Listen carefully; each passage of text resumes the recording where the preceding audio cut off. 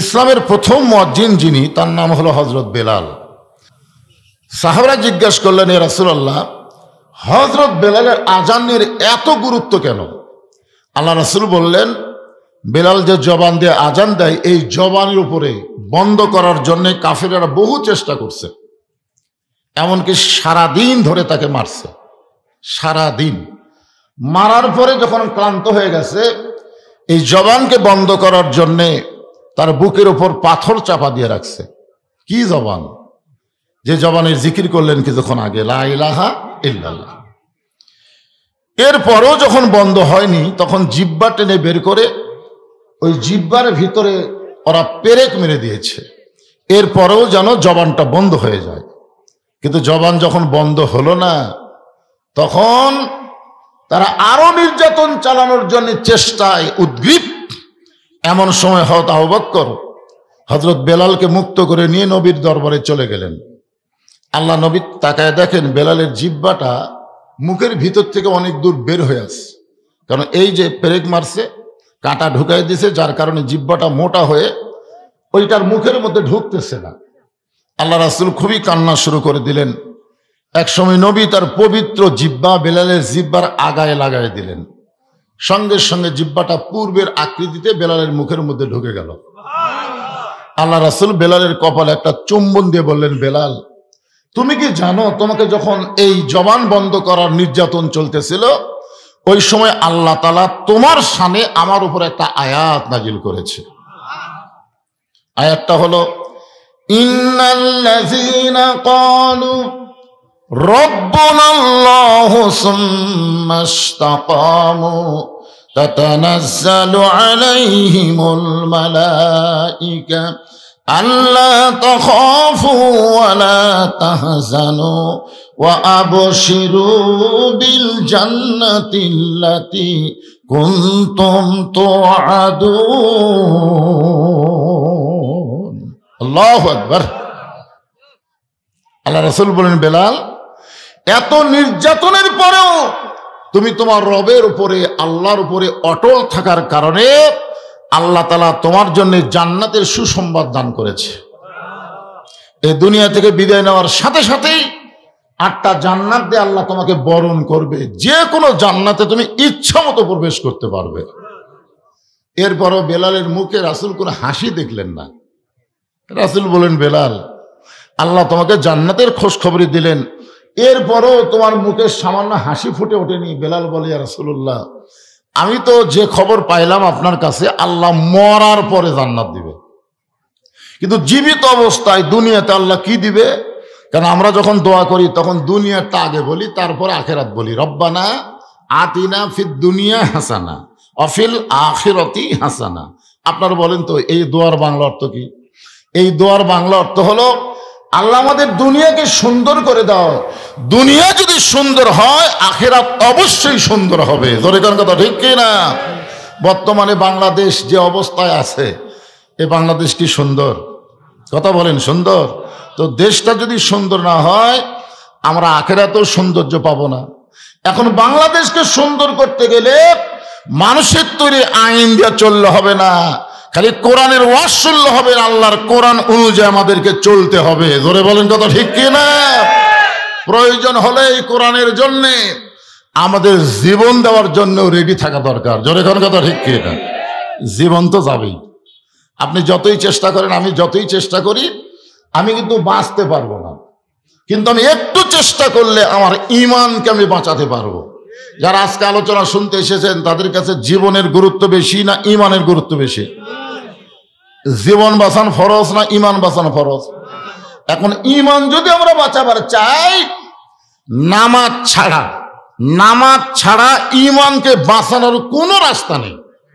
যে ব্যক্তি নামাজ পড়ে না, ও যত ঈমানদার দাবি করুক, ওই ঈমানদার না। রাসূল বলেছেন, লা সালাত আলা ঈমানা, যার নামাজ নাই তার ঈমান নাই। এটা ডাইরেক্ট কথা, নামাজ নাই ঈমান নাই। লা সালাত আলা দীনা, যার নামাজ নাই তার কোনো ধর্মই নেই। বাইনাল আবদি ওয়াল কুফরি তরকুস সালাত, বান্দা আর কাফেরের মধ্যে পৃথক করার জিনিসটার নামই হলো নামাজ। যখন এখানে এশার জামাত হচ্ছিল, আশেপাশে সব হইচই করতেছিল, ধরে কোন কথা ঠিক কিনা? আপনারা কি মনে করতেছেন যারা নামাজ পড়লেন তারাও মুসলমান, যারা হইচই করলো তারাও মুসলমান? আপনি মনে করলে হবে না, ইসলাম কি বলতেছে এইটাকে মানা লাগবে। ধরে কোন কথা ঠিক কিনা? কথা বলেন। হযরত পঙ্গপালের মতন সাহাবীরা মসজিদের দিকে রওনা দিলেন। আযান দেওয়ার আগে ইল্লা মুয়াজ্জিন, শুধুমাত্র মুয়াজ্জিন ছাড়া অন্য কেউ মসজিদে প্রবেশ করা উচিত না, উচিত না। আযান দেওয়ার আগে, আযান দেওয়ার জন্যই শুধু মুয়াজ্জিন মসজিদে প্রবেশ করবে, অন্য কোনো মুসল্লি মসজিদে প্রবেশ করা উচিত না। যদি কেউ প্রবেশ করে তার নামাজ হবে, কিন্তু মসজিদে প্রবেশ করার যে একটা আলাদা সওয়াব আছে, এই সওয়াব থেকে সে বঞ্চিত হবে। আযান দেওয়ার প্রথম 3 মিনিটের মধ্যে যারা মসজিদে পা দেয়, আল্লাহ তাদের আমল নামায় একটা উট কুরবানির সওয়াব দেয়। সুবহানাল্লাহ বলেন না কেন? পারবেন উট কুরবানি দিতে পারবেন? কয়েকবার গেলাম মক্কায়, কিন্তু উটের বাজারে যায় দেখি যে দাম। আমাদের মতন হাজিরা একটা বকরি কিনে, কেরে ছাগল বকরি তো বাংলাদেশে কুরবানি দেওয়া যায়, যায় কি যায় না? তো মক্কার যাও তুমি বকরি খোঁজো কেন? টাকা টাকা। একটা ভাঙ্গাছড়া উটের দাম, আমরা 7 জন মিলে একটা উটের কাছে গেলাম, 4200 রিয়াল, 4200 হাজার না, 4200 রিয়াল। আমরা বললাম ভাই 7 জন মিলে দিই। না হুজুর 5 সপ্তাহ কত হয়? 35। আমরা 35-এর মধ্যে আছি, 42-এ নাই। শেষে যায় 450 করে একটা করে ছাগল কিনে নিয়ে চলে আসলাম। তো ভাঙ্গাছড়া উট, তাও 60 হাজি দিবার পারলাম না। আর মসজিদে আযান দেওয়ার প্রথম 3 মিনিটের মধ্যে যারা পা দিবে, একটা তাজা উট কুরবানির সওয়াব তার আমল নামায় দিয়ে দিবে। আমরা কুরবানি করি, কবুল হয় কি হয় না আল্লাহ ভালো জানে, কিন্তু মসজিদে প্রবেশ করার সাথে সাথে একটা কবুল 5 মিনিটের মধ্যে যারা মসজিদে পা দিবে, আল্লাহ রাস্তায় একটা গরু কুরবানির সওয়াব আল্লাহ দিয়ে দিবে। 10 মিনিটের মধ্যে যারা মসজিদে ঢুকবে, একটা ছাগল দুম্বা কুরবানির সওয়াব তার আমল নামায় দেওয়া হবে। এমনকি মুয়াজ্জিন যখন আকামত দেয়, এমন সময় কেউ যদি মসজিদের মধ্যে ঢোকে, তাহলে আল্লাহ তাকে একটা মুরগি অথবা ডিম দানের সওয়াব দিবে। কিন্তু আযান দেওয়ার আগে কেউ যদি ঢোকে, সে একটা সওয়াবও পাবে না, ইল্লা মুয়াজ্জিন, শুধু মুয়াজ্জিন ছাড়া। তাহলে আপনারা কখন ঢুকবেন? আযান দেওয়ার আগে না পরে? কতগুলো লোক বুঝলেন, আগে তো যুবক বয়সে নামাজ পড়েনি, এই বুড়া বয়সে নামাজ ধরে এরা আযানের আগে মসজিদে ঢুকে খালি মুয়াজ্জিনের দোষ ধরে। দেখবেন ওদের কামই হলো মুয়াজ্জিনের দোষ ধরা। এই জায়গাত ময়লা কেন, এই জায়গাত মাদ্রাসার ভাষা কেন, এখানে এটা কেন, এই মুয়াজ্জিন মাস গেলে বেতন খাও। মুয়াজ্জিন কই তোরা শয়তান যখন আসিলি তখনই ভালো ছিল, তোরা কেন মুসল্লি হলি? তোরা তো আসলে মুসল্লি না, তোরা হলি ফাওয়াইলুল লিল মুসাল্লিন। যৌবন বয়সে নামাজ, এমনকি শিশু বয়স থেকে ট্রেনিং দেওয়া লাগবে। রাসূল বলেছেন 7 বছর থেকে নামাজের তালিম দাও, আর 10 বছর থেকে তাকে জোর করে নামাজ ধরাও। আর ওই সারা জীবন অকাম বদকাম করে বুড়া বয়সে মসজিদের কাছে মুয়াজ্জিনের দোষ ধরার জন্য, এরকম মুসল্লি আছে না? হ্যাঁ। সমস্ত সাহাবী যখন মসজিদের মধ্যে প্রবেশ করলেন, এক সময় আসরের জামাতের সময় হয়ে গেল। আল্লাহ নবী মেহরাবের মধ্যে ঢুকলেন, আর হযরত বেলাল আকামত শুরু করলেন। আকামত, আকামত বোঝেন তো? কত কামাতিস সালাহ, কত কামাতিস সালাহ 2 বার কয় কি কয় না? এটা আযানের চাইতে বেশি কয়। আযানের মধ্যে কি কত কামাতিস সালাহ আছে? নাই। এইটা শোনার পরেও যারা বসে থাকবে, দাঁড়ানোর মতন ক্ষমতা থাকার পরেও, আপনারা বলেন তো চেয়ারের মধ্যে যারা বসে থাকে এরকে দাঁড়ানোর ক্ষমতা আছে না নাই? কতক্ষণ আছে না নাই? কারণ ওরা না দাঁড়ালে কেমনি মসজিদে আসলো? কারণ যাই হেঁটে পারে তাই তো দাঁড়াবারও পারে। কতক্ষণ না কেন ভাই? যাই হাঁটবার পারে তাই দাঁড়াবার পারে না? যাই বাজার করে 10 কেজি ব্যাগলা গোটা বাজার ঘরে, কোন এলাকায় বাগুনের দাম কম, আলুর দাম কম, ওই ঘুরে ঘুরে বাজার করতেছে, আর মসজিদে এসে চেয়ার খুঁজতেছে। এরকম কিছু বেয়াদব আছে না নাই? জোরে কোন আছে না নাই? আল্লাহ কোরআনে বলেছেন কুমু লিল্লাহি কানিতিন। নামাজের মধ্যে যেই কয়টা ফরজ আছে তার মধ্যে একটা ফরজ হলো দাঁড়িয়ে নামাজ পড়া। জোরে কোন কথা ঠিক কিনা? আল্লাহ নবী যতক্ষণ আকামত শেষ না হয় ততক্ষণ নবী কেবলামুখী হন না। যতক্ষণ আকামত দেয় মুয়াজ্জিন ততক্ষণ নবী কেবলামুখী হন না। সাহাবীর দিকে মুসল্লির দিকে মুখ করে নবী থাকেন। কেন থাকেন? যে সামনে কাতারে ওই জায়গায় ফাঁকা আছে, ফাঁক বন্ধ করে দাঁড়াও, এইভাবে এই কাতার সোজা করো, পায়ের গোড়ালির সঙ্গে গোড়ালি মিল করো, পায়ের গোড়ালির সঙ্গে গোড়ালি মিল করো, কাতার সোজা করো, কাতারে ফাঁক রাখো না। এমনকি 3-4 কাতার পরেও যদি রাসূল ফাঁকা দেখেন তাহলে ওই যে ফাঁকা, ওই ফাঁকের মধ্যে শয়তান ছাগলের মতন মাথা বার করে দিছে, এই ফাঁক বন্ধ করো। যতক্ষণ পর্যন্ত কাতারের ফাঁক বন্ধ না হয়েছে, যতক্ষণ কাতার সোজা না হয়েছে, ততক্ষণ নবী কেবলামুখী হন না। কিন্তু আমরা ইমামেরা যায় আগে কেবলামুখী হয়ে বসে থাকি। এখন মুয়াজ্জিন আজান দেওয়ার আগে বলে মোবাইল বন্ধ করো, কাতার সোজা করো। কে রে পাগলা? মুয়াজ্জিনের মানুষ সবাই দোষ খোঁজে, তার কথা মতো কেউ কাতার সোজা করবে? কাতার সোজা করতে হবে ইমামকে। ইমাম মানে হলো নেতা। দরকার ইমাম মানে কি? হ্যাঁ, আল্লাহ নবী তাকায় দেখেন হযরত বেলাল যখন আকামত দেয়, এমন সময় কাতারের ডান সাইডে একটা সাহাবী বসে আছেন। আল্লাহ রাসূল বললেন সবাই যখন দাঁড়িয়ে গেছে তুমি বসে আছো, তুমিও দাঁড়াও। সাহাবী বলে ইয়া রাসূলুল্লাহ, আমি কয়েকবার দাঁড়ানোর চেষ্টা করলাম কিন্তু আমি দাঁড়াবার পারতেছি না। আমি যখন দাঁড়াবার যাই আমার মাথা তখন চক্র দেয়, আমি তখন কোন দিকে কাবা এটা বুঝবার পারি না। এই কারণেই আমি এখন পর্যন্ত বসে আছি। আল্লাহ নবী বললেন এইরকম অবস্থা হওয়ার পিছনে কারণ কি? সাহাবী বললেন আজকে 3 দিন হলে না খাওয়ার কারণে আমার শরীরটা এত দুর্বল হয়ে গেছে, আমার মন দাঁড়ালেও আমার শরীরকে দাঁড়াবার পারতেছি না। আমার মন দাঁড়ে গেছে কিন্তু শরীর, কারণ 3 দিন হলে না খাওয়া। ইয়া রাসূলুল্লাহ, হযরত বেলাল যখন আসরের আযান দিল, ওই আযান শোনার পর আমার ঈমান বলল আর মন বলল, ঈমান আর মন দুইটা যুদ্ধ শুরু হলো। আমার মন বলতেছে বাড়িতেই নামাজ পড়, কারণ তুই দুর্বল, তুই বাড়িতেই নামাজ পড়। কিন্তু আমার ঈমান বলতেছে জামাত ধর। কি ধর? জামাত ধর। জামাত মানে তো বোঝেন না? আপনার তো জামাত ধরতেছেন না, আপনার অন্য দল ধরতেছেন। একটা হলো দল, একটা হলো জামাত। আরবিতে বলে জামাত আর বাংলায় বলে দল। আপনারা আরবিতে খুব একটা গুরুত্ব দেন না, কারণ মসজিদের ইমাম মানেও নেতা, আবার এমপি মানেও নেতা। আপনার কোনটাকে নেতা বিশ্বাস করেন? কথা কয় না, কোনটাক মসজিদ ইমাম নেতা বিশ্বাস করে? এটা মুখের কথা, এটা মুখের কথা। মসজিদের ইমামের যদি দাড়ি একটু ছোট হয় আপনার সবাই বলবেন এর পাশে নামাজ পড়া মাকরু, এর দাড়ি তো 1 মুঠ হয়নি।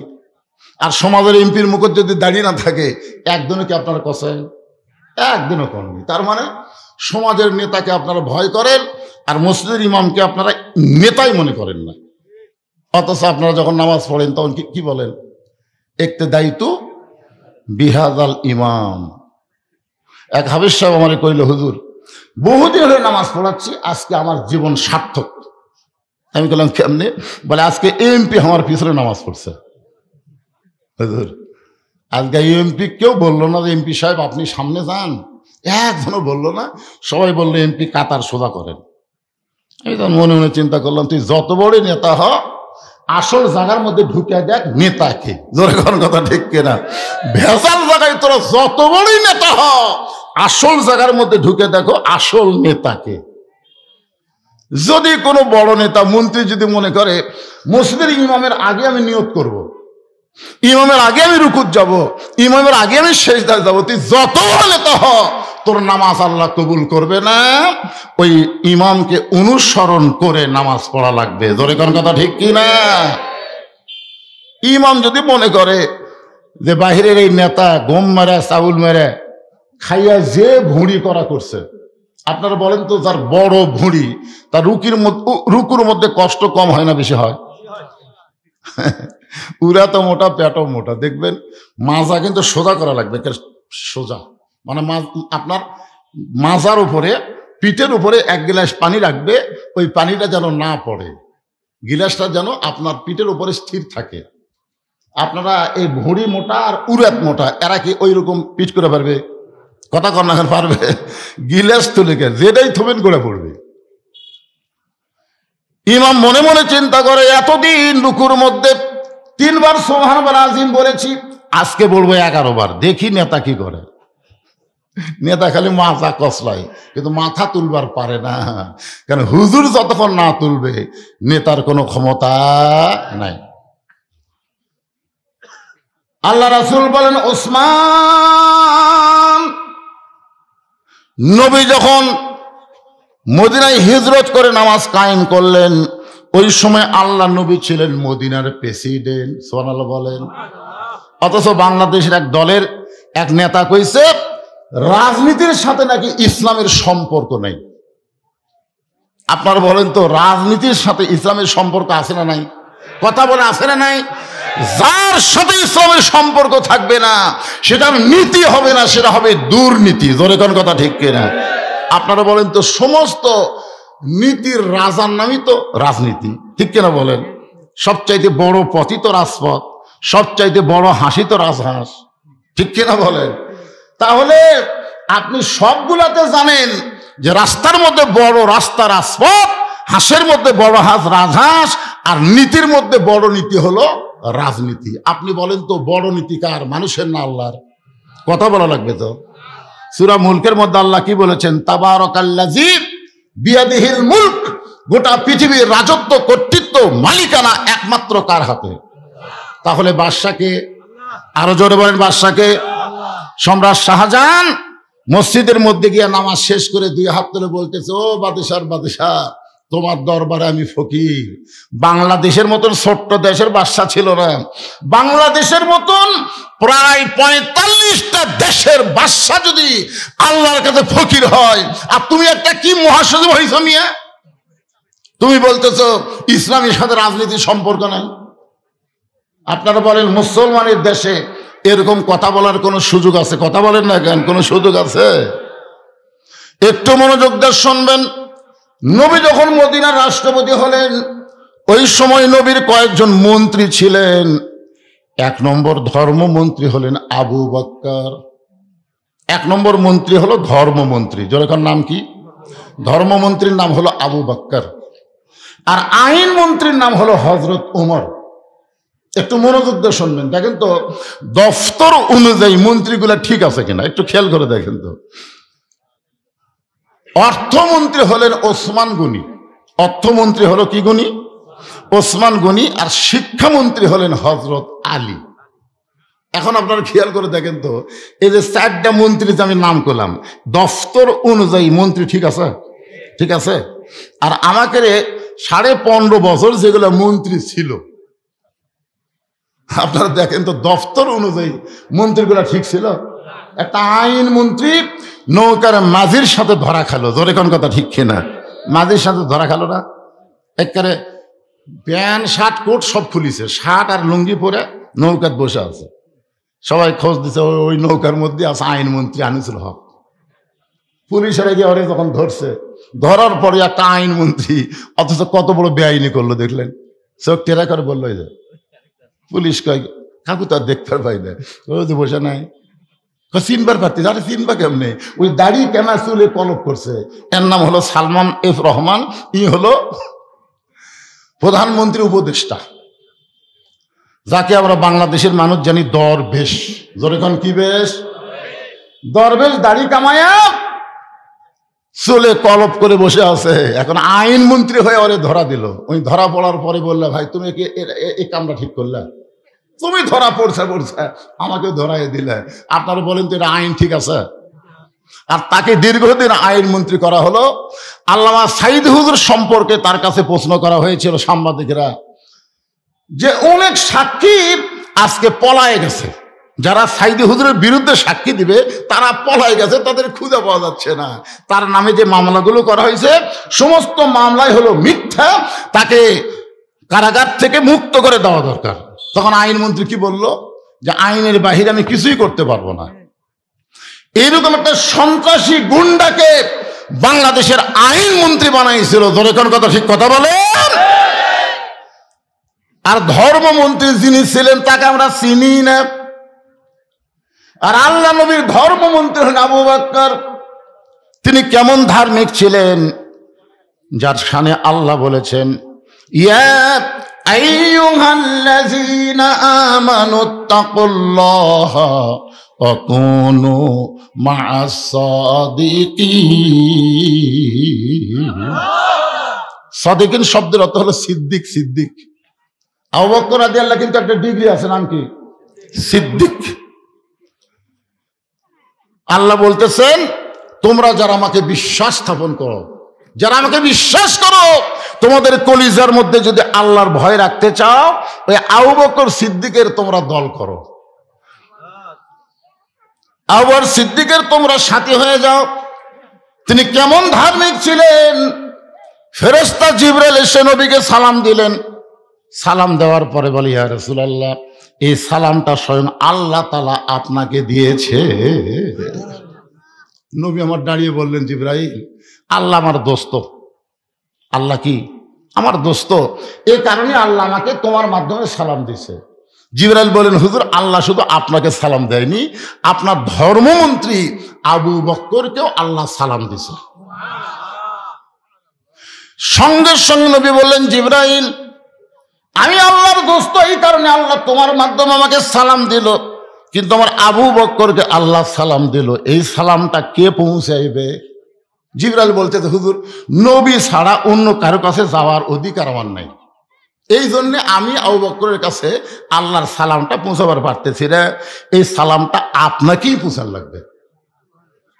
আল্লাহ রাসূল বলেন, জিবরাইল, তোমার কাছে একটা কথা জানতে চাই, যে আবু বকর এমন কি আমল করলো যে আমল করার কারণে আরশের আল্লাহ আবু বকরকে সালাম দিল? জোরে কোন সুবহানাল্লাহ। ফেরেশতা জিবরাইল বলে, ইয়া রাসূলুল্লাহ, আমি জানি না কোন আমলের কারণে আল্লাহ আবু বকরকে সালাম দিল, এটা আমি জানি না। নবী বলতেছেন, আমিও তো জানি না। তো জিবরাইল বলে, হুজুর, আমিও জানি না, আপনিও জানেন না, এটা জানবার গেলে আপনাকে তদন্ত করা লাগবে।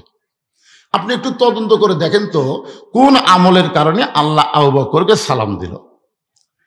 দুনিয়ার সবাই যখন ঘুমায় আছে, এমন সময় আল্লাহ নবী তদন্ত করার জন্য আবু বকরের বাড়ির দিকে রওনা দিলেন। এক সময় আবু বকরের জানলার কাছে নবী কানটা লাগায় শোনেন, ঘরের ভিতরে ছোট বাচ্চার মতো ফুফায়া ফুফায় কাঁদতেছে। রাসূল বলে, আল্লাহ, এই দুনিয়াতে যাকে আপনি 1 নম্বর জান্নাতের সার্টিফিকেট দান করে দিলেন, দুনিয়াতে 10 জনকে জান্নাতের সার্টিফিকেট দেওয়া হয়েছে। খালি মনে করবেন না যে 10 জনই জান্নাতি, তা কিন্তু না, সমস্ত সাহাবীরাই জান্নাতি। জোরে কোন সুবহানাল্লাহ। যাদের নামের পিছনে রাদিয়াল্লাহু তাআলা আনহু আছে, আছে না নাই? সাহাবীদের নাম বলতে আমরা কি বলি? রাদিয়াল্লাহু আনহু। আল্লাহ কোরআনে বলেছেন, রাদিয়াল্লাহু আনহু ওয়া রাদু আন যালিকা লিমান খাশিয়া রাব্বাহ। যাদের পিছনে রাদিয়াল্লাহ শব্দ থাকবে তারা সকলেই বিনা হিসাবে জান্নাতে যাবে। সুবহানাল্লাহ বলেন। এক সময় ফেরেশতা জিবরাইল এসে নবীকে বললেন, ইয়া রাসূলুল্লাহ, আল্লাহ পাক আমাকে জানাইলো আপনাকে জানানোর জন্য ৭০,০০০ আপনার উম্মতকে আল্লাহ বিনা হিসাবে জান্নাত দিয়ে দিবে। আপনারা সুবহানাল্লাহ করেন, কিন্তু নবী সুবহানাল্লাহ কয় না। নবী সুবহানাল্লাহ কয় না। নবী বলতেছে, জিবরাইল, আল্লাহ ৭০,০০০ ইমানদারকে বিনা হিসাবে জান্নাত দিবে। আমার সাহাবী তো ১৬ লক্ষ। কত? ১৬ লক্ষ। ১,২৫,০০০ আমারই সাহাবী। তাহলে কিয়ামত পর্যন্ত আমার উম্মতের কি হবে? ফেরেশতা জিবরাইল কয়, ইয়া রাসূলুল্লাহ, এই পর্যন্তই তো আল্লাহ আমাকে জানা আছে, আমি তো আর জানি না। তা আল্লাহ তখন ওমরকে বল, রাসূল তখন ওমরকে বলল, ওমর, তোমার কি মনে হয়? ওমর তো চিন্তা করে, আমি তো 2 নম্বরতে আছি। দূরে এখন কয় নম্বর? ৭০,০০০ তো বহু পরে, আমি তো আছি 2 নম্বরে। ওমর ফারুক নবীর দিকে তাকায় বললেন, ইয়া রাসূলুল্লাহ, আপনি ওজা হামও তাই, ওস্তাদ যেমন ছাত্রও তেমন। জোরে কোন সুবহানাল্লাহ। আমরা খালি বাপ হয়ে নামাজ পড়ি, বেটা আড়িয়ার মতন ঘুম পাড়তি সব ডাক দেই না, মনে করি আমি বাপ জান্নাতে গেলি হই, বাপ বেটার যা হয় হোক। অথচ আল্লাহ কোরআনে বলেছেন, কু আনফুসাকুম ওয়া আহলিকুম নারা, জাহান্নামের আগুন থেকে তুমি একলা বাঁচলে হবে না, তোমার আহাল পরিবার সবাইকে নিয়ে বাঁচা লাগবে। জোরে কোন কথা ঠিক কি না? তুমি বাপ নামাজ পড়ো, তুমি দাদা নামাজ পড়ো, অথচ তোমার নাতি ন্যাপের মধ্যে ঘুম পাড়ে, তোমার কিছুই মনে হয় না। তোমাকে জিজ্ঞাসা করা হয় কি ব্যাপার, আপনি নামাজ পড়েন, আপনার ছেলে? আমার মতন বয়স হোক পড়বি। নামাজ কি তোমার মতন বয়স হয়ে পড়ার সময়? 7 বছর থেকে নামাজের তালিম দেওয়া লাগবে, 10 বছর থেকে জোর করে ধরার লাগবে। আর তোমার বেটার বয়স এখন 22 বছর, সারাদিন আড়িয়ার মতন ঘরে আর ফজরের সময় ঘুম পাড়ে। আর তুমি বাবার সামনে কাতায় নামাজ পড়ে জান্নাতে যাবা, এত সোজা না। আল্লাহ নবী বললেন, জিবরাইল, আমার আইন মন্ত্রী যখন বলেছে আমিও যা আপনিও তাই, আপনিও যা আমিও তাই, তাহলে এটা গ্রহণ করা হলো না। যাও আল্লাহর কাছে যাও। ফেরেশতা জিবরাইল বলতেছি, ইয়া রাসূলুল্লাহ, আল্লাহ আপনার নবী তো এই 70,000 বিনা হিসাবে জান্নাতি গ্রহণ করলো না। নবী তার আইন মন্ত্রীকে বললো, সেও বললো আমিও যা নবীও তাই, মানে নবীও যা আমিও তাই। তা আল্লাহ বলতেছে, আমি তো একবারে লিখে ফেলে দিছি কলম দিয়ে, এইটা তো আর পরিবর্তন করা যায় না। তবে একটা কাজ করো, নবীর কাছে যায় বলো যে প্রত্যেক একজনে 70,000 করে বিনা হিসাবে তাদেরকে জান্নাতে দেওয়া হবে। জোরে কান সুবহানাল্লাহ। হিসাব করে দেখেন তো, 70,000, আবার একজনে যদি 70,000 হয়, 70,000 করে এরকম 70,000 বার ইকুয়ালটি আসবে প্রায় 400 কোটির মতন। সেই হিসাবে আমরাও আশা করতে পারি যে আমরাও হয়তো বিনা হিসাবে জান্নাতি। জোরে কান সুবহানাল্লাহ। কি নবী পাইছি ভাই, আহারে। আল্লাহ নবী বলেন, আল্লাহ যেই মানুষটা দুনিয়ার 1 নম্বর জান্নাতি, সেই মানুষটা এমন করে কেন কাঁদতেছে, এভাবে কেন কাঁদতেছে? নবী কিছু সময় কান্না শোনার পরে মসজিদ নববীতে চলে গেলেন। ফজরের নামাজের পরে আল্লাহ নবী সাহাবীর দিকে মুখ ঘুরায় দেখলেন আবু বকর সামনে কাতারে নবীর পিছনে নামাজ পড়েছে। আল্লাহ রাসূল বললেন, সাহাবীরা, আজকে আবু বকরের সঙ্গে আমার গোপন একটা কথা আছে। এই কথা যেই বলেছে সমস্ত সাহাবীরা দাঁড়ায় গেছে, বলে হুজুর তাহলে আমরা যাই, কারণ গোপন কথা বলবার গেলে তো আমাকে থাকা যাবে না। দেখেন নেতা কাক কয়, ইমাম কাক কয়। আজকে বাংলাদেশে যদি ইমাম বলে মুয়াজ্জিনের সাথে আমার গোপন কথা আছে, তখন মুসলিমরা বলবে তাহলে মুয়াজ্জিন কি আপনি বাইরে যান, এই বলবেন না আপনার গোপন কথা বলবার ছেলে, হুজুর আপনি মুয়াজ্জিনগুলো সাইডে সর। কিন্তু সাহাবীরা ইমাম কেমন মানে, সবাই দাঁড়ায় বললেন, ইয়া রাসূলুল্লাহ গোপন কথা যখন আবু বকরের সঙ্গে আছে তাহলে আমরা চলে যাই। সমস্ত সাহাবীরা যখন চলে গেলেন, এমন সময় আল্লাহ নবী আবু বকরকে বললেন, আবু বকর সত্য করে বলতে হবে, এমন কি আমল করো যে আমল করার কারণে আরশের আল্লাহ তোমাকে সালাম দেয়। গাছ কাটলে গাছটা যেমন পড়ে যায়, আবু বকর তেমনি মাটিতে পড়ে বলতেছি, ইয়া রাসূলুল্লাহ এই অধমের এমন কোন আমল নাই, এমন কোন আমল আমি করিনি যে আমলের কারণে আল্লাহ আমাকে সালাম দিবে। চিন্তা করছেন, আরশের আল্লাহ সালাম দিছে, আর ওইটা শোনার পরে কাঁদতে কাঁদতে পড়ে গেছে। আর আমাকে একটা এমপি যদি সালাম দেয়, চা খাবার তো গল্প করি, আমার দাম আছে রে, এমপি আমার সালাম দিছে। এমপি মাঝে মধ্যে মোবাইলের মধ্যে শেখ হাসিনা সালাম দিত, ঠিক কিনা, সবাইকে দিত, একটা কম্পিউটার রেকর্ড করে রাখতো, এই স্বাধীনতার আগ দিয়ে একটা সালাম দিত, যে স্বাধীনতাটা ভালোভাবে সবাই পালন করবে, আসসালামু আলাইকুম আমি প্রধানমন্ত্রী বলতেছি, ওই খালি ওয়ালাইকুম ওয়ালাইকুম করে, কিন্তু কোনো রিপ্লাই আসে না। তার মানে কি, ওটা রেকর্ড করে প্রত্যেকটা মোবাইলে দিছে, হায় হায় গল্প করে প্রধানমন্ত্রী আমাকে সালাম দিছে। তোমার সালাম দিছে ঠিকই, তোমার সালামের উত্তর নিছে, উত্তর নেই। আল্লাহ রাসূল বলে, আবু বকর সত্যি করে বলো, এমন কি আমল তুমি করো যে আমল করার কারণে আরশের আল্লাহ তোমারে সালাম দেয়? আবু বকর বলে, রাসূলুল্লাহ আমি বলতে পারবো না। রাসূল বলেন, জিবরাইলও জানে না, আমি নবীও জানি না, তুমিও বলতে পারবা না, যে তদন্ত করে ধরা পড়েছ। সবাই যখন ঘুম পাড়ে এমন করে তুমি ঘরের মধ্যে কেন কাঁদতেছিলে? আবু বকর বলে, রাসূলুল্লাহ তাহাজ্জুদের নামাজের পর ফজরের একটু সময় বাকি আছে, আর ওই সময়ের ভিতরে আমি আল্লাহর মোরাকাবা মুশাহেদায় লিপ্ত হলাম। মোরাকাবা মুশাহেদা এটা পীর সাহেবের তৈরি না। রাসূল কিন্তু দীর্ঘ 3.5 বছর মোরাকাবা করেছেন জাবালে রহমত গাড়ে হীরার ভিতরে। জোরে কোন কথা ঠিক কিনা? যখন কোরআনের প্রথম 5টা আয়াত নিয়ে জিবরাইল আসলেন, তখন জিবরাইল কিন্তু তাকায় দেখে গর্তের ভিতরে একটা মানুষ বসে আছে এইভাবে। ফেরেশতা জিবরাইলকে ক্যারি, এই ছোট্ট একটা গর্ত, আর সেই গর্তের মধ্যে একটা মানুষ বসে আছে। বসে অবস্থায় দেখা যায় 2 হাত। আর এই মানুষটার উপর আল্লাহ কোরআন নাযিল করতেছে, যে কোরআন পাহাড় সহ্য করতে পারবে না, আসমান সহ্য করতে পারবে না, আর সেই কোরআন এই মানুষের উপরে আল্লাহ নাযিল করতেছে। এই কথা মনে করি আল্লাহ বলতেছে ইয়ানজুরু বিনুরিল্লাহ, জিবরাইল চোখ দিয়ে দেখলে হবে না, নজর করো। ফেরেশতা জিবরাইল নজর করে দেখতে পায় আল্লাহ আর নবী এক জায়গায়। জোরে কান সুবহানাল্লাহ। যখন কোনো বান্দা মুরাকাবা মুশাহেদায় লিপ্ত হয়, মুরাকাবার সবচাইতে ভালো মাধ্যম হলো সেজদা। জোরে বলেন নাম কি? আসজুদ আত্তারিফ। আল্লাহ কোরআনে বলেছেন তোমার সেজদা তোমাকে আমার নিকট পর্যন্ত পৌঁছায় দিবে। জোরে কান সুবহানাল্লাহ। নামাজের মধ্যে যে সেজদা দেন, এই সেজদা তো আপনি ইচ্ছা করলেই বেশিক্ষণ দিতে পারবেন না, কারণ আপনি মুসল্লি হচ্ছেন, ইমামকে খেয়াল করা লাগবে, আর ইমাম হলে মুসল্লি খেয়াল করা লাগবে। ইমাম যদি নামাজের সেজদার মধ্যে মোরাকাবাত যায়, তাহলে মুসল্লিরা সব সেজদা তুলে বলবে কি ইমাম কুটি গেল রে। এই জন্য রাসূল বলেছেন 3 বার, বড় জোর 5 বার, এর বেশি বলা যাবে না। যে 3 বার 5 বার বললে কি আপনি মোরাকাবা হবে? এটা কাল ঢকা ঢক মারা হচ্ছে। জোরে কোন কথা ঠিক কিনা? আর তারাবির মধ্যে তো দেখি খেয়ালই নেই। সবাই যখন ঘুমিয়ে গেছে, এমন সময় একটা মহব্বতের নামাজ আল্লাহ আমাদেরকে দান করলেন।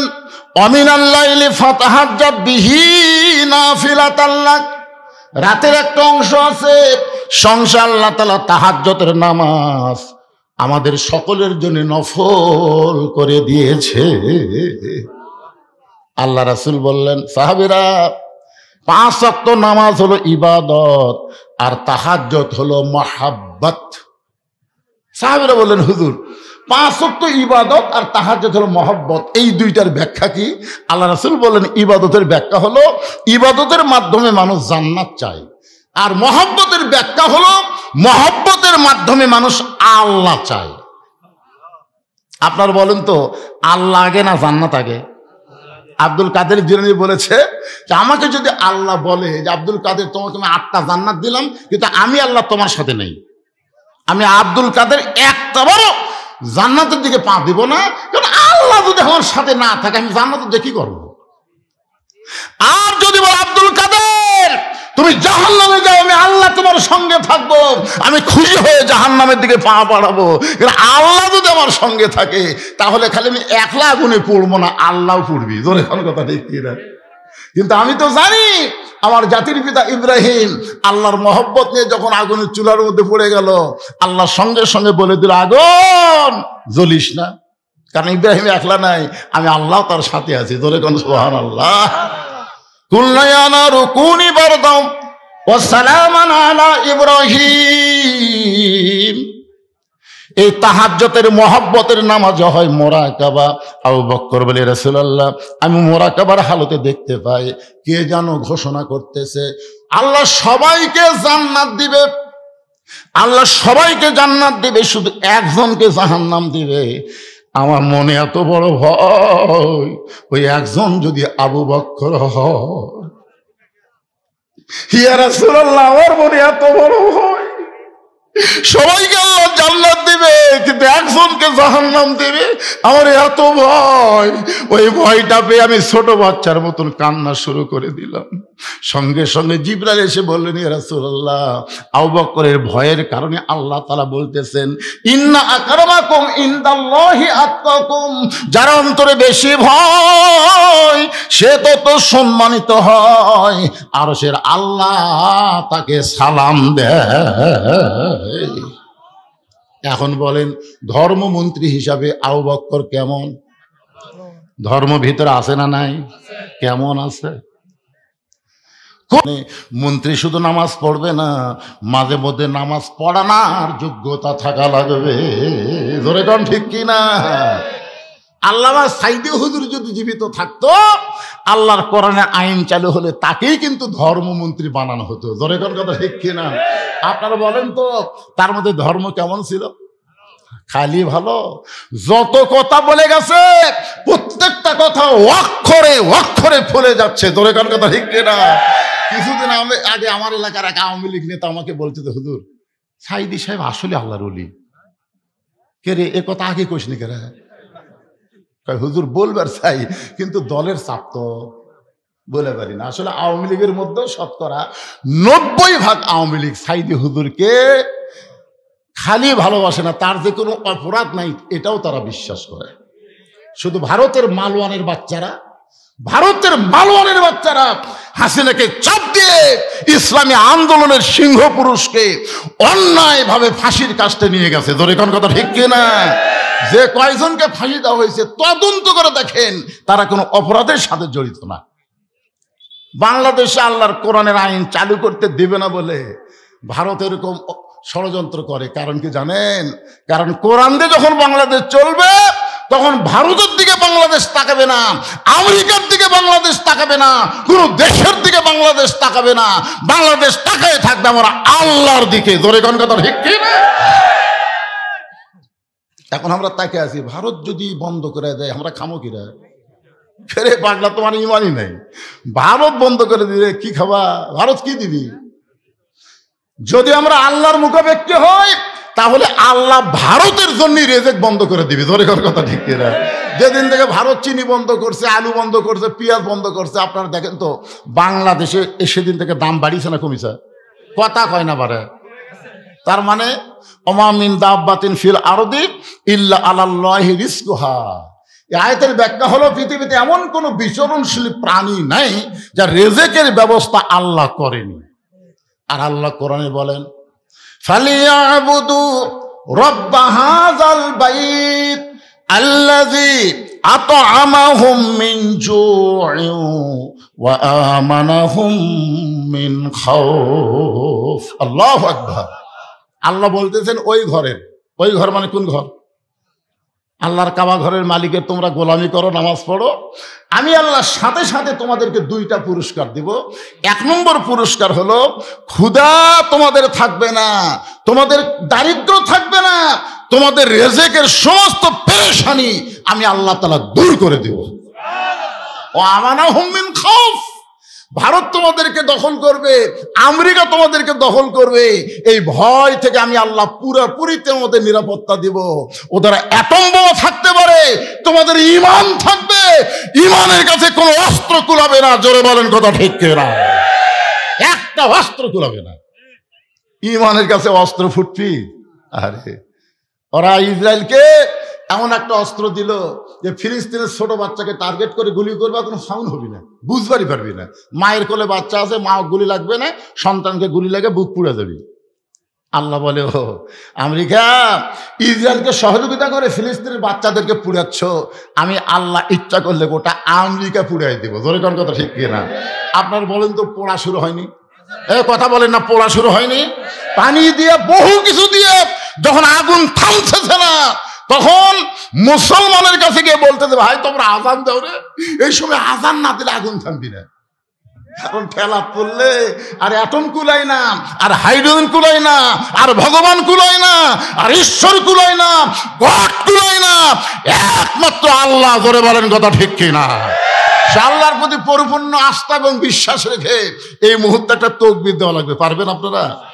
লিল্লাহে তাকবীর।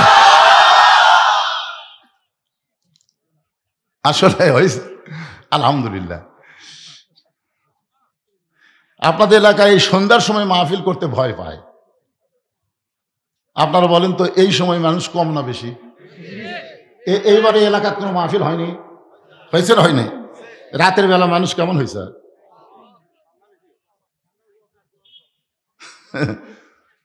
অনেকে মনে করে সন্ধ্যার সময় ওয়াজ করা মানুষ হবি না, এত মানুষ হয়েছে যে ঠান্ডার দিনে দেখেন সাইড খুলে দেওয়া লাগতেছে। ঠান্ডার দিনে আমরা ওটা কি জন্য দিছি, যেন বাতাস এসে আপনাদের না লাগে, কিন্তু মানুষের ঠেলা এখন সাইড খোলা লাগতেছে। একটু মনোযোগ দিয়ে শোনেন, আল্লাহ রাসূল ডাকতেন ওসমান, মনে আছে না ভুলে গেছেন? তখন ওসমান ছিলেন অর্থমন্ত্রী। রাসূল ওসমান, আল্লাহ তোমাকে এত সম্পদ দান করেছে, আল্লাহ তোমাকে এত সম্পদ দান করেছে, আর তোমার ভাইটা আজকে 3 দিন হলে না খেয়ে আস। কি সম্পদের মালিককে? ওসমানকে রাসূল বললেন, ওসমান আল্লাহ তোমাকে কত সম্পদ দিয়েছে তার হিসাব আছে?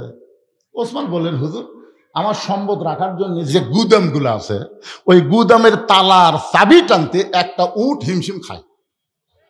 তালা না, খালি চাবি চাবি, ওই যে তালা লাগানোর পর যে আপনার কি কোন সোলানি কন্যা চাবি খান, এই চাবি টানতে একটা উট হিমশিম খায়, মাঝে মধ্যে বসা যায়। তো রাসূল বললেন, ওসমান আল্লাহ যদি তোমার এই সকল সম্পত্তি ফেরত চায় তুমি কি দিবা? ওসমান সাথে সাথে ওই যে চাবি বহন করা উটটা এনে রাসূলের হাতে দিয়ে বলেন, ইয়া রাসূলুল্লাহ শুধু সম্পদ না, এই উটটাও দিয়ে দিলে। দিয়ে দিলাম, কারণ চাহিবা মাত্র ওহার বাহককে দিতে বাধ্য থাকিব। জোরে কোন কথা ঠিক কিনা? টাকার উপর লেখা আছে না নাই? বাহক আসলে কে? চাহিবা মাত্র আর বাহককে দিতে বাধ্য থাকিব। ওসমান আল্লাহ নবীর সামনে উটের রশি দিয়ে বলে, ইয়া রাসূলুল্লাহ আজ থেকে আমার কোনো টেনশন নাই, কোনো টেনশন নাই, কারণ আল্লাহর সম্পদ আল্লাহ দিয়া আমি একেবারে ফ্রি হয়ে গেলাম। রাসূল খালি আসমানের দিকে তাকায় আছে। আল্লাহ বলার সঙ্গে সঙ্গে ওসমান সব আমার হাতে তুলে দিল। আপনি ওসমানকে কি দিবেন? আল্লাহ বলে, হাবিব আমার গানি ডিগ্রি আমি ওসমানকে দিয়া দিলাম। আল্লাহ গানিয়ুন ওয়া আনতুমুল ফুকারা। রাসূল বললেন, ইল্লা ওসমানু গানি। ধরে কোন সুবহানাল্লাহ। সে ওসমানকে রাসূল বলতেছেন, আল্লাহ তোমাকে এত সম্পদ দান করেছে, আর তোমার ভাই 3 দিন হলে না খেয়ে আছে, তুমি কি পারবা না তোমার ভাইয়ের বাড়িতে খাবার পৌঁছা দিতে? ওসমান গনি বলে, ইয়া রাসূলুল্লাহ আমি যদি আগে জানতাম আমার ভাই না খেয়ে আছে, আমি নিজে না খাই আমার ভাইয়ের বাড়িতে খাবার পৌঁছাতাম, আমি নিজে না খাইয়া আমার ভাইয়ের বাড়িতে খাবার পৌঁছাইতাম। আল্লাহ রাসূল বলেন, সাহাবীরা আজকের মতো নামাজ শুরু করে দিব। কিন্তু নামাজের পরে, রে দুর্বল সাহাবী, যিনি বসে বসে নামাজ পড়তেছ, আজকে বসেই তুমি নামাজ পড়ো। নামাজ শেষ করে ওসমানের কাছে যাবে, ওসমান এমন দেওয়া দিবে তোমার আর কোনোদিন না খেয়ে থাকা লাগবে। আপনারা বলেন তো, ওসমান কম দেয় না বেশি দেয়? জোরে বলেন। রাসূলকে সাহাবী বলতেছি, ইয়া রাসূলুল্লাহ আজকে 3 ধরনের কিছুই খাইনি হুজুর, মেহেরবানিকে আমাকে একটু খাবার সাহায্য করেন। সঙ্গে সঙ্গে নবী জুব্বা তুলে দেখালেন, পেটের মধ্যে পাথর বেঁধে নবী বসে আছে। সাহাবী বলে, ইয়া রাসূলুল্লাহ আমি বুঝবার পারিনি আমার চাইতে আপনার ক্ষুধা বেশি, হুজুর আমি চলে যাই। রাসূল বলেন, যাও, তবে বাড়ি যাও না, আমার ওসমানের কাছে যাও। নবীর কথা মতো গরিব সাহাবী ওসমান গনির বাড়িতে সন্ধ্যার সময় গিয়ে দেখে ওসমান গনির বাতির আলো বেশি, শোলটা টাইনা আলো কম করতেছে। গরিব মনে মনে চিন্তা করে, আমার বাড়িতে এর চাইতে বেশি আলো জ্বলে, কিন্তু আমি শোলটা টাইনা আলো কমাই না, এ তো কৃপণের বাপ। এর কাছে বলার আগেই ফুটুস দেই। নবীর কাছে গিয়ে বলে, রাসূলুল্লাহ আপনি দিবার পারবেন না ঠিক আছে, কিন্তু এমন কৃপণের কাছে আমার কেন পাঠাইলেন? আল্লাহ নবী বললেন, তুমি কি তোমার অভাবের কথা কইছো? বলে, স্বভাব দেখে বলার সুযোগ পাইনি। রাসূল বলে, আবার যাও। পরদিন সকালবেলায় ওই গরিব সাহেব ওসমান গনির দরবারে গিয়ে দেখে ওসমান গনির মাথার বালিশের তুলা বের হয়ে গেছে। যে বালিশে মাথা দিয়ে ঘুম পাড়ে, ওই বালিশের কোনা ফাইটা তুলা ঘরের মধ্যে বের হয়ে গেছে। ওসমান গনি তুলাগুলো খুঁটায় বালিশের খোলের মধ্যে ঢুকাই। গরিব মনে মনে কয়, আর চাইতে বেশি তুলা যদি আমার ঘরে পড়ে থাকে আমি শামটা দিয়ে ঝাড় দেব, এরকম খুঁটায় আবার খোলের মধ্যে ঢুকাবো না। এমন কৃপণ তো কোনোই কিছুই দিবে না। নবীর কাছে গিয়ে বলতেছে, রাসূলুল্লাহ আপনি দিবার পারবেন না ঠিক আছে, কিন্তু এমন কৃপণের কাছে আমার কেন পাঠাইছেন? রাসূল বলে, তুমি কি তোমার অভাবের কথা কইছো? বলে, যা দেখলাম বলার যাওয়ার সুযোগ পায়নি। নবী বলেন আবার যাও। পরদিন সকালবেলায় আবার গিয়া দেখে ওসমান গনি খালি গায়ে বসে আছে। ওসমান গনির কোলের মধ্যে একটা পাঞ্জাবি কয়েক জায়গায় ছিঁড়ে গেছে, নিজেই শুয়ের মধ্যে সুতা ঢুকায়া ওই পাঞ্জাবিটা সেলাই করবেন, কিন্তু বিপদ হয়ে গেল, শুয়ের মধ্যে সুতা ঢুকাবার পারতেছেন না। সুতা এই দিকে যায়, এই দিক দিয়ে যায়, কিন্তু শুয়ের ছিদ্রের মধ্যে সুতা যায় না। গরিব ডাক্তার, ওসমান ভাই, আমি যদি সুতাটা শুয়ের মধ্যে ঢুকাই দেই, মনের মধ্যে রাগ ঢুকছে, ইচ্ছা করলে 1000টা নতুন পাঞ্জাবি বানাবার পারবে, আর নিজে ছেঁড়া পাঞ্জাবি সেলাই করবে। আল্লাহর কিরপন কে আছে? রাগ করে বলতেছে ভাই আমি যদি কামটা করে দেই। ওসমান গনি বললেন মারহাবা, আসো। শুয়ের মধ্যে যেই মাত্র সুতা ঢুকাই দিছে, ওসমান গনি খফ করে হাত ধরে বলতেছে ভাই যান, আমার এত বড় উপকার করলেন, এর বিনিময়ে আপনি কি চান? হাতটা ছেড়ে দেন, হাতটা খালি ছেড়ে দেন, চলে যাই। ওসমান গনি বললেন না, এত বড় উপকার করার পরে তোমাকে খালি হাতে ছাড়বো না। ম্যানেজার দৌড়েছে বলে হুজুর আমারে ডাকলেন, আমার এই ভাই শুয়ের মধ্যে সুতা ঢুকায়া আমার ছেঁড়া পাঞ্জাবি সেলাই করার সুযোগ করে দিল, এর বিনিময়ে একে 100টা উট দিয়া দাও। গরিব বলে হুজুর আপনি কি বলেন, সামান্য শুয়ের মধ্যে সুতা ঢুকাইলে আপনি 100 উট দিবেন? ওসমান গনি বলে ম্যানেজার আমার এই ভাইকে তুমি 200 উট দিয়া দাও। গরিব বলে হুজুর আপনি কি বলেন, সামান্য শুয়ের মধ্যে সুতা ঢুকাইলে আপনি 200 উট দিবেন? ওসমান বলে ম্যানেজার ওই ফার্মে কত উট আছে? বলে 2000-এর বেশি। বলে সব আমার ভাইকে দিয়া দাও। গরিব বলে হুজুর আর বাড়াবেন না, আর বাড়াবেন না, সামান্য শুয়ের মধ্যে সুতা ঢুকাইলে যদি আপনি আমাকে 2000 উট দেন, তাহলে পরপর 3 বার কি দেখলাম? বলে কি দেখছো তুমি? প্রথম দেখলাম আলো বেশি, আলো কমাইতেছেন, তারপরে দেখলাম বালুচ ফাইটা তুলে পড়ে গেছে, ওই তুলা খোটায় খোটায় বালুচের মধ্যে ঢুকালেন, তারপরে দেখলাম ছিঁড়া পাঞ্জাবি সেলাই করবেন, কিন্তু শুয়ের মধ্যে সুতা ঢোকাবার পারতেছেন না। ওসমান গনি মুচকি মুচকি হাসার বলে ভাই তুমি 3 বার যেইটা দেখছো এর নাম হলো দুনিয়া। বাল তুসিরুনাল হায়াতাদ দুনিয়া ওয়াল আখিরাতু খায়রুন ওয়া আবকা। তুমি 3 বার যেটা দেখছো তার নাম হলো দুনিয়া, আর তোমাকে যেইটা দিলাম তার নাম হলো আখিরাত। এই দুনিয়াতে আলোর দরকার ওসমানের নাই, এই দুনিয়াতে আরামের বালিশের দরকার ওসমানের নাই, এই দুনিয়াতে ভালো পাঞ্জাবির দরকার ওসমানের নাই। ওসমান হলো আখিরাতের কাঙ্গাল। তোমাকে 2000 উট দিয়া আল্লাহ যেন ওসমানকে আখিরাতে দেয়। লিল্লাহে তাকবীর।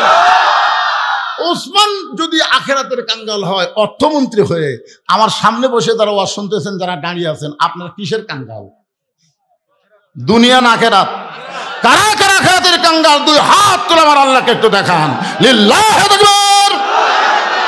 যারা হাত তুলে আল্লাহরে দেখাইছেন আখিরাতের জন্য, এই দোহার মাদ্রাসায় আপনাদের কিছু দেওয়া লাগবে। তোমার একজন বান্দা কোরআন শরীফ বাবদ 500 টাকা নগদে করছে দান, আল্লাহ দানকে কবুল কর, আল্লাহুম্মা আমিন। আশরাফ আলী আদামন ধান করলো দান, আশরাফ আলীর দানকে আল্লাহ আপনি কবুল করেন। as-সাদাকাতু তারিদ্দুল বালা, দান সদকা করলে বালা মুসিবত দূর হয়ে যায়। এটা আলু লাগাছেন, কত বালা বিপদ আছে আলুর উপর, জানেন? আলু বালু করা লাগবে, আলু বালু এমন দাম কমে যাবি যে জমির থেকে বাড়িতে নিয়ে আসবি। তা আল্লাহ যেন দাম না কমায়, বিপদ থেকে যেন আলুকে হেফাজত করে, ধানকে হেফাজত করে, যেন দান করেন। আমিনুল ইসলাম লেখেন, আমিনুল ইসলামের নাম লেখেন ভাই, আমিনুল ইসলামের নাম লেখেন। 100 টাকা নগদ, বাকি 1 মণ ধান করছে দান। আমিনুল ইসলামের দানকে আল্লাহ আপনি কবুল করেন, আল্লাহুম্মা আমিন। কবুল করো, কবুল করো মোদের কামনা, দানকারীকে দিবেন জান্নাত, আল্লাহ নিরাশ করবেন না। আল্লাহ তোমার একজন বান্দা কোরআন শরীফ বাবদ 500 টাকা দান করেছে, আল্লাহ দানকে কবুল করেন, আল্লাহুম্মা আমিন। রাসূল বলেন সাহাবীরে, আসরের নামাজ যখন শেষ হবে, নামাজ শেষ করে তুমি ওসমানের কাছে যাবে, ওসমান এমন দেওয়া দিবে তোমার আর কোনোদিন না খেয়ে থাকা লাগবে না। আপনার বলেন তো ওসমানের কাছে যদি যাই, ওসমান কম দিবে না বেশি দিবে? জোরে বলেন না, কম দেবে না বেশি দিবে? কিন্তু সাহাবী ছোট বাচ্চার মতন হাউমাউ করে কাঁদতেছে। আল্লাহ নবী বলেন সাহাবী নামাজ শেষ করার পরে ওসমানের কাছে গেলে ওসমান এমন দেওয়া দিবে না খেয়ে থাকা লাগবে না। এই কথা শুনে তুমি হাউমাউ করে কান্দো কেন? 2 বস্তা মাশাআল্লাহ। আল্লাহ আলু এখন আর চিন্তা করতেছে অনেকে, আর জমি আমার জমি আছে হুজুর, ওই দিছে তখন আল্লাহ তো গোটা এলাকার জন্য রহমত দিবি। কতগুলো আলু কিন্তু ভিতরে ঘুগরি পোকা ধরবে, যাই দিলে এটা তেল তেলা থাকবে, আপনাদের ঘুগরি পোকা আর খাঁকড়া ম্যাকড়া বেচার গেলে দাম হবে না। সাবেক কেশিয়ার আমজাদ মোহরি 4টা কোরআন শরীফ বাবদ 2000 টাকা দান করেছে, আল্লাহ তার দানকে কবুল করেন। সাবেক গুলো আসতেছে, বর্তমান কেউ এখন মতো আলো না, বর্তমানের কেউ আসেনি, সাবেক গুলাই বেন আবার বর্তমান করা লাগে পারে। কি নাম? আব্দুল সাত্তার বাবাজি আমার 1 মণ ধান করছে, দান আল্লাহ দানকে কবুল করেন, আল্লাহুম্মা আমিন। 8 মণ কে দিল? 8 মণ কি দেয়? মোহাম্মদ 8 মণ ধান দান করেছে, আল্লাহ মোহাম্মদের দানকে আল্লাহ কবুল করেন। রাসূল বললেন, সাহাবীরে নামাজ শেষ করে ওসমানের কাছে যাবে, এই কথা শুনে তুমি কান্না শুরু করে দিলে। সাহাবী বলতেছে, রাসূল আল্লাহ, আল্লাহ কোরআনে বলেছেন, ইয়া আইয়ুহাল্লাযীনা আমানুস্তাঈনু বিস-সাবরি ওয়াস-সালাহ ইন্নাল্লাহা মা'আস সাবিরিন। রে ঈমানদারেরা, যদি কিছু পাবার চাও তাহলে ধৈর্য আর নামাজের মাধ্যমে কার কাছে? ওসমানের কাছে না আল্লাহর কাছে? ওসমানের কাছে না আল্লাহর কাছে? চিন্তা করে দেখেন, নবী নবী বলেছে, আর সাহাবী বলতেছে ইয়াকা নাবুদু ওয়া ইয়াকা নাস্তাইন। ওগো আল্লাহর নবী, আমি 3 দিন হলে না খাওয়ার পরেও আমার ধৈর্য এমন বেড়ে গেছে, দরকার হলে আমি না খাইয়ে মরে যাবো, কিন্তু আল্লাহ বাদ দিয়ে আমি ওসমানের কাছে যাব না, কারণ আমি জানি রেজেক দেওয়ার মালিককে। কথা কয় না কেন? চিন্তা করে দেখেন তার নামাজ তাকে কোন পর্যায়ে পৌঁছে দিছে, যে দরকার হলে ধৈর্য ধারণ করব, আরো না খায়া থাকতে থাকতে হয়তো মরেও যাব, কিন্তু আমার ঈমান বলতেছে আল্লাহ ছাড়া আমি দুনিয়ার কোন ওসমানের কাছে যাব না। মাশাআল্লাহ, ঢাকা মুন্সিগঞ্জের একজন লোক 2টা কোরআন শরীফ বাবদ 1000 টাকা দান করলো, আল্লাহ তার দানকে কবুল করেন, আল্লাহুম্মা আমিন। এইবারে বর্তমান খেপিছে রে, 1 2 3 4 5 5100 টাকা, 10টা কোরআন শরীফ বাবদ 5100 টাকা দান, আল্লাহ বর্তমান কেশিয়ারের দানকে কবুল করেন, ওসমান গনি রাদিয়াল্লাহর সঙ্গে কবুল করেন, জোরে কোন আমিন। জামাল 1 মণ ধান, মোহাম্মদের 1 মণ ধান দান করছে, আল্লাহ কবুল করেন, আল্লাহ আমাদের মধ্যে বরকত দেন। আল্লাহ আল্লাহ, যারাই তোমার নবীর এতিম মাদ্রাসায় দান করতেছে, মাদ্রাসা বন্ধ হয়ে যায়, কেন যে হয় আমি জানি না। দোহার মাদ্রাসা, আমি যখন বক্তাই হইনি, যখন বক্তা হয়নি আলপনা দরবার শরীফ থেকে আমাকে 2-3 নম্বর, একবার আমি এমনি আইছিলাম, খালি খালি বক্তা না, সেই পুরানা মাদ্রাসা মাঝে মধ্যে বন্ধ হয় কেন? আরে রাজশাহী থেকে আইছে, অসুস্থ বাবার জন্য দোয়া চাইয়া কোরআন শরীফ বাবদ 500 টাকা দান করেছে, আল্লাহ তাআলা বাবাকে পুরোপুরি সুস্থতা দান করেন, জোরে কোন আমিন। জোরে বলে আল্লাহুম্মা আমিন। মুক্তা 1 মণ ধান দান করেছে, আল্লাহ কবুল করেন। সঙ্গে সঙ্গে আল্লাহ নবী বললেন, আজকে আসরের নামাজ দেরিতে হবে, আজকে আসরের নামাজ দেরিতে হবে। তার মানে বোঝা গেল ইমাম ইচ্ছা করলে নামাজ 2-4 মিনিট আগেও পড়তে পারবে, দেরিতেও পড়তে পারবে। যেরকম আজকে এখানে কিন্তু এশার নামাজ একটু আগে হচ্ছে, তাই হয়নি ভাইজান? মানে আজান দেওয়ার সাথে সাথে হচ্ছে, তার মানে ইমাম বলছে আজকে নামাজ একটু আগে হবে, আজকে ইমাম বলতেছে আসরের নামাজ একটু দেরিতে হবে, আর আপনার মুসল্লি না সময়ের আগে আমরা নামাজ পড়বো না, সময়ের পরে আমরা যাবো না।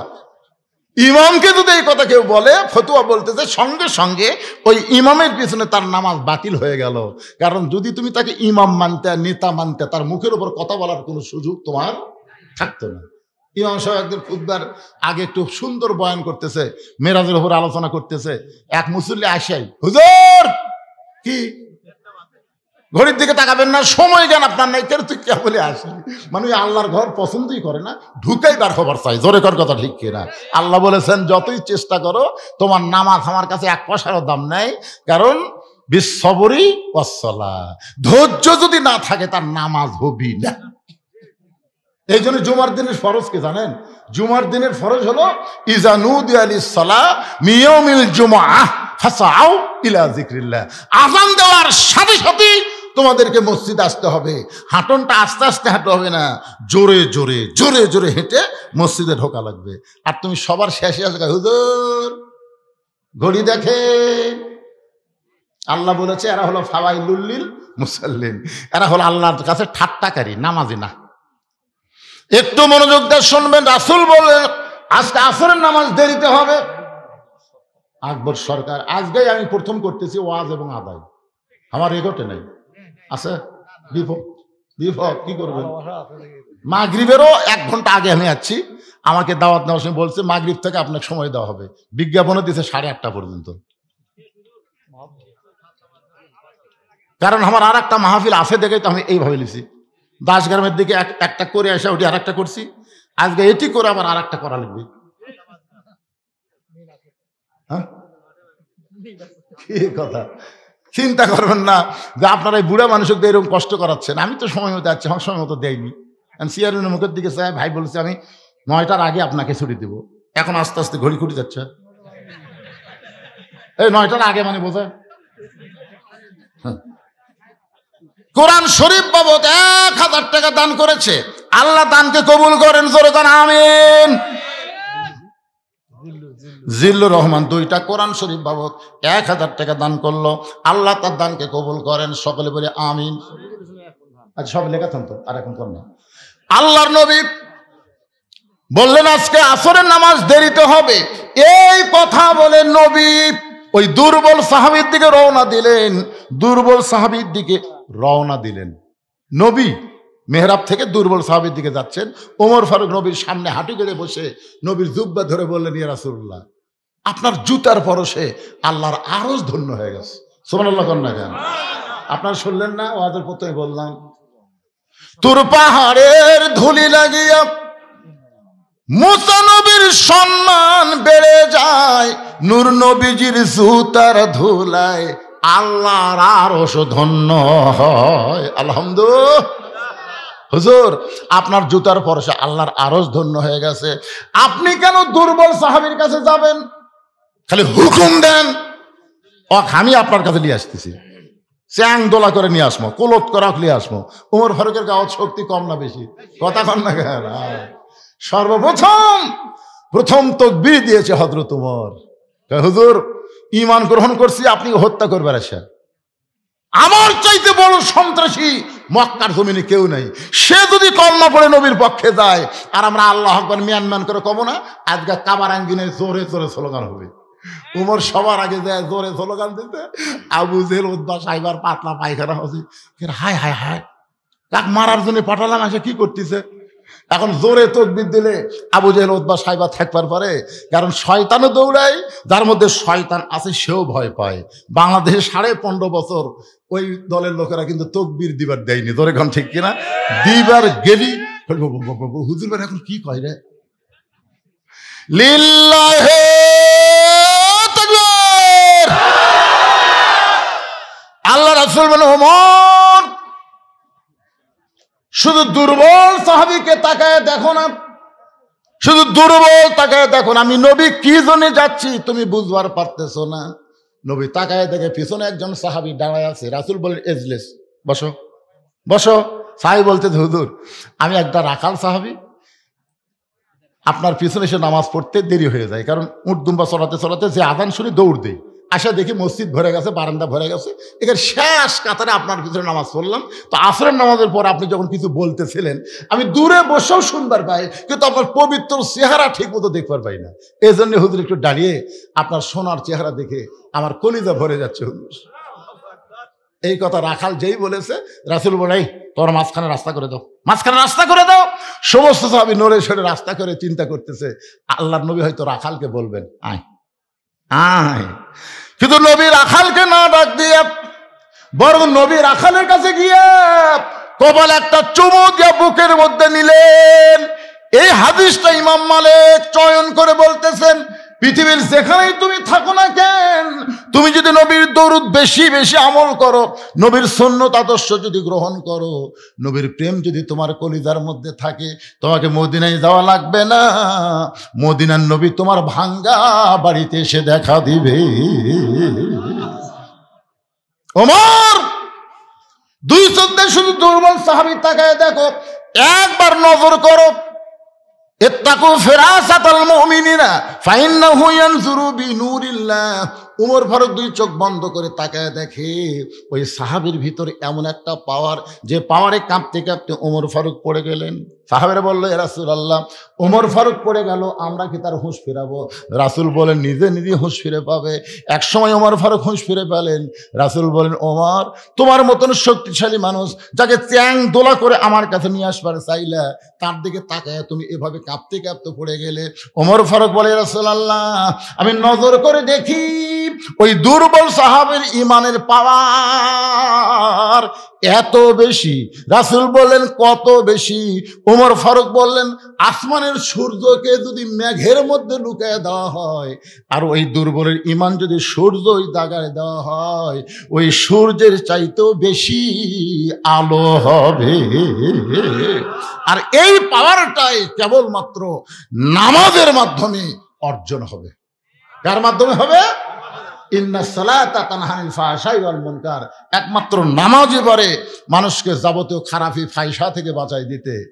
আগামীতে আমরা বাংলাদেশে এমন একটা দলকে ক্ষমতায় দেখতে চাই, যেই দল সংসদে গিয়ে সবার আগে নামাজ কায়েমের বিল পাশ করবে। জোরে কোন কথা ঠিক কি না? এমন একটা দল আমরা দেখবার চাই। এখন কোন দল গেলে নামাজের কায়েমের বিধান পাশ করবে, এটা আপনারা মনে মনে চিন্তা করে তারপরে ডিসিশন নেবেন। কারণ আল্লাহ কোরআনে বলেছেন, আল্লাযীনা ইম্মাক্কান্নাহুম ফিল আরদ, পৃথিবীর মধ্যে এমন আল্লাহ কোরআনে বলতেছেন, আল্লাযীনা ইম্মাক্কান্নাহুম ফিল আরদ, পৃথিবীর মধ্যে কোনো মুসলমানকে যখন ক্ষমতা দেওয়া হবে, ওই মুসলমান ক্ষমতার চেয়ার পাইয়াই তার 1 নম্বর দায়িত্ব হলো আকামুস সালাত, নামাজ কায়েম করা। আজকে আমাদের যে ছেলেরা আপনারা এখানে মাগরিব ইশার নামাজ পড়লেন আর বাহিরে হইচই করলো, যখন নামাজ কায়েমের বিল পাস হবে, হইচই করার টাইম আছে? নামাজের জামাত শুরু হচ্ছে, বাড়া ঘুরতেছ, আসা ধরে, বুঝলেন, ধরে পাশার কাপড় তুলে 5টা করে যখন চামড়া চাবুক দিয়ে বাড়ি মারবি না, প্রত্যেক বাড়িতে চামড়া কাটা যখন রক্ত বাড়াবি, পাশা লাইবের খুবই যায় বলবো না। একটা ছেলে যদি 5 ওয়াক্ত নামাজ পড়ে, ওই জীবনেও কোনো মেয়ের দিকে তাকাবি না। তাকাবার গেলেই আল্লাযীনা ইম্মাক্কান, আল্লাহ কোরআনে বলতেছেন যে কুল্লিল মুমিনিনা ইয়াকুদ্দু মিন আবসারিহিম, মুমিন পুরুষ যারা হবে 5 ওয়াক্ত নামাজি হবে, পর নারীর দিকে তারা একবারও তাকাবে না। তাদের ভিতরে এমন ভয় হবে, পরের বউ আমি দেখবো কেন, পরের মেয়ে আমি দেখবো কেন, আমারই তো বউ আছে। যত দেখা লাগবে তাকা থেকে দেখবো, দেখা আর সোয়াব, দেখা আর সোয়াব। নিজের বউ দেখলে সোয়াব, পরের বউ দেখলে পাপ।